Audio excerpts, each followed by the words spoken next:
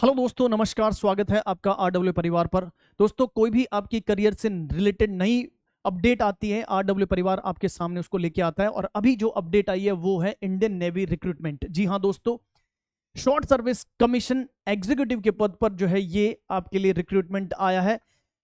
और इसमें कोई एग्जाम नहीं होगा, डायरेक्ट आपको एसएसबी के लिए बुलाया जाएगा। क्या जो है वो इसका प्रोसेस है, क्या जो है वो एलिजिबिलिटी क्राइटेरिया है और क्वालिफिकेशन क्राइटेरिया जो है वो क्या है, इसकी डिटेल के बारे में जानते हैं। सो दोस्तों, इंडियन नेवी की तरफ से एप्लीकेशंस मांगे गए हैं for the short service commission in executive information technology for the January 2026 course के लिए। इसकी जो ओपनिंग डेट है वो 2 अगस्त रहेगी और जो आखिरी तारीख है एप्लीकेशन फॉर्म फिल करने की वो 17 अगस्त 2025 रहेगी।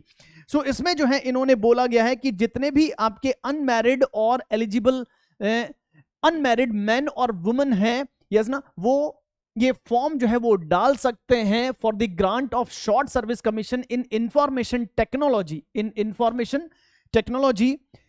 Executive branch for of Indian Navy under special naval orientation course for the course commencing January 2026 onwards at the Indian Naval Academy, Ezimala, Kerala. Get the point मेरे दोस्त। इसमें आपके पास एजुकेशनल क्वालिफिकेशन उन्होंने क्या मांगा है सर? जो ब्रांच और कैडर रहेगा वो एसएससी एग्जीक्यूटिव इंफॉर्मेशन टेक्नोलॉजी रहेगा। अगर आपका जन्म 2 जनवरी 2001 से 1 जुलाई 2006 के बीच में हुआ है तो आप एलिजिबल रहेंगे। इसमें इन्होंने मांगा है कि आपकी 10वीं और 12वीं में इंग्लिश में 60% मार्क्स होने चाहिए मिनिमम, इंग्लिश सब्जेक्ट में। और साथ ही साथ आपके पास जो एजुकेशनल क्वालिफिकेशन आपने जो डिग्री किया है उस डिग्री में भी आपके मिनिमम 60% जो है वो ओवरऑल क्वालिफाइंग मार्क्स होने चाहिए। अब सर कौन सा जो है वो ब्रांचेस और कौन सी डिग्री वाले स्टूडेंट्स इसके लिए एलिजिबल रहेंगे? तो अगर आपने एमएससी किया है, अगर आपने बैचलर ऑफ इंजीनियरिंग किया है, अगर आपने बैचलर ऑफ टेक्नोलॉजी बीटेक किया है, अगर आपने मास्टर्स ऑफ टेक्नोलॉजी एमटेक किया है, किसके अंदर sir? Computer science and engineering, computer engineering, information technology, software systems, cyber security, system administration and networking, computer systems and networking, data analytics, artificial intelligence.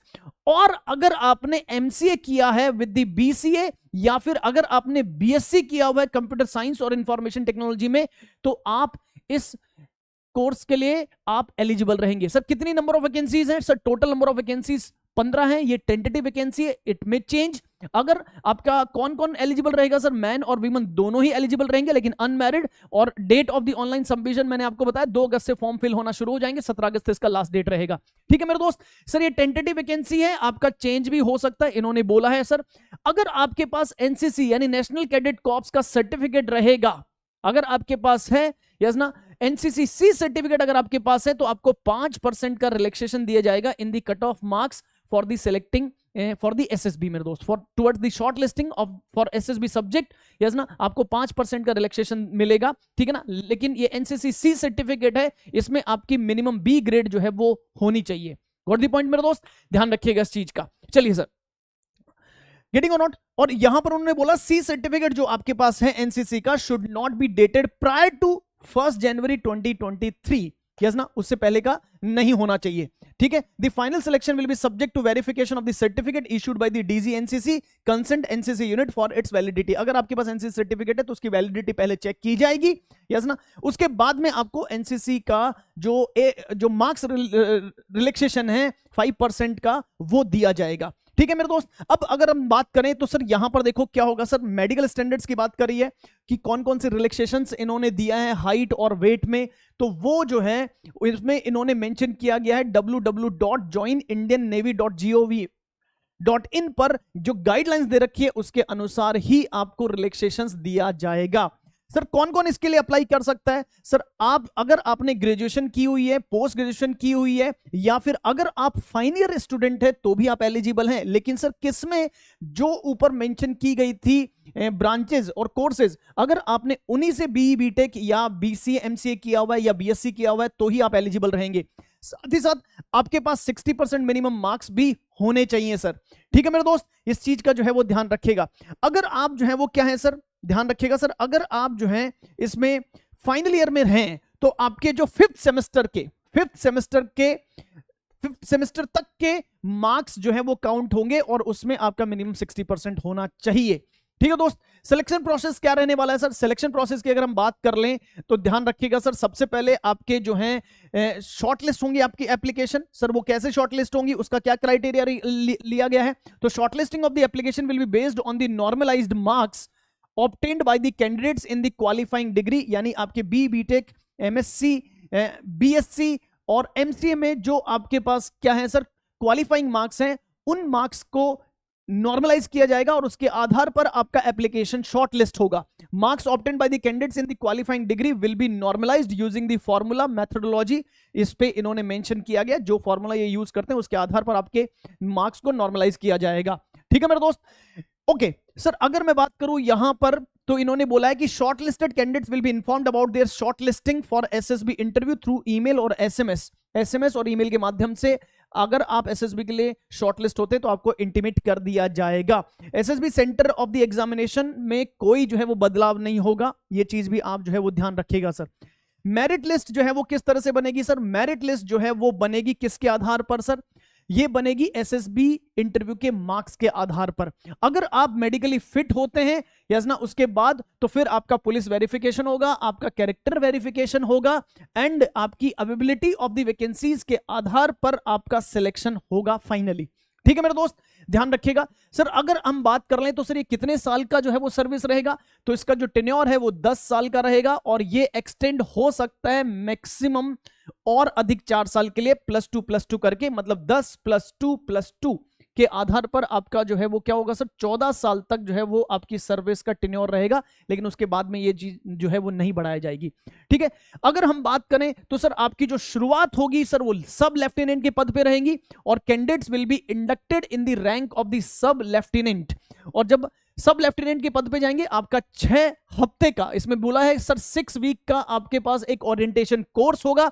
Getting और not, ध्यान रखिएगा आपके पास unmarried candidates are eligible for the training. उसके बाद आपको training पे दिया जाएगा, आपका 2 साल का प्रोबेशन पीरियड रहेगा, 2 साल का इसमें प्रोबेशन पीरियड रहेगा। सर कितने जो है वो हमको सैलरी मिलेगी? तो सब लेफ्टिनेंट का पद से आप जो है वो स्टार्ट करेंगे आपकी जर्नी इंडियन नेवी में और इसमें आपको 56,100 रुपए बेसिक पे मिलेगा और साथ ही साथ आपको अलाउंसेस भी देखने को मिलेंगे।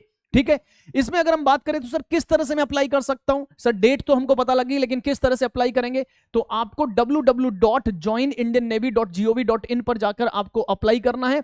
इसमें इन्होंने बोला है, क्या बोला है sir? To save the time during the application submission window, candidates can fill their details and upload documents in advance. The online steps for submission of the application are as under.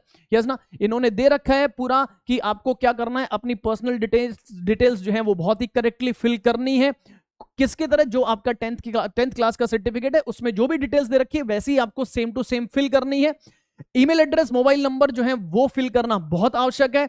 आपका जो है आधार card जो है उसका जो है वो क्या होगा सर, यहां पर वेरिफिकेशन होगा, आइडेंटिफिकेशन होगा। गेटिंग, जितने भी डॉक्यूमेंट्स है वो सारे डॉक्यूमेंट्स आपके जो है वो यहां पर आपको डालने as a date of birth. आपका जो डेट ऑफ बर्थ प्रूफ होगा वो 10th क्लास और 12th क्लास का सर्टिफिकेट माना जाएगा।